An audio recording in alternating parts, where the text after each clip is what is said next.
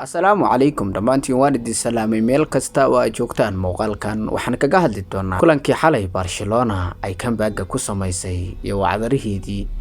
haddaba soo dhawaada marka koobaad muuqaalkaygan hadduu ku soo gaaray like iyo follow dhanka YouTube-ka hadaa naga daawanaysana hana la dhaafin subscribe oo like-na noogu dar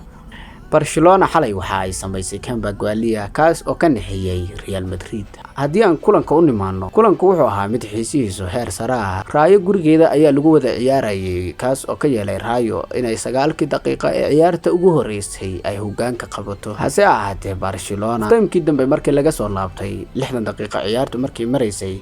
Barcelona Pedri ayaa gool u dhaliyay kaas oo Lamine Yamal caawinta ka helay dhamaadkii ciyaarta 82 daqiiqo markii ay mareysay Olmo ayaa ku shubay kaas oo bedel ku soo galay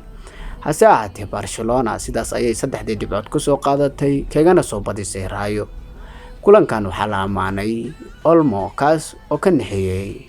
Rayo maadaama uu bedel ku soo galay kulankiisii ugu horeeyay ee La Liga uu yahay shabaqada ayuu gaaray waxa uu kasbaday cushaaqeynta Barcelona kaas oo history u sameeyay 3 boontina usoo hooyay hambalyo Barcelona waxaad gaarteen gool cajiib ah taas oo in ka caawinaysa inaad u sii tartantaan La Liga adiga ahaan haddii aan ku weydiiyo Real Madrid waan ognahay inay awoodeedu heer sare tahay harse ahaatee Barcelona bandhigeeda ayaa ah mid aan la qarin karin sidee kula muuqataa Barcelona Real Madrid sanadan La Liga ma ka qaadi kartaa awoodna ma u leedahay waa mahadsantiin dhamaantiin magacaygu waa Bila Sports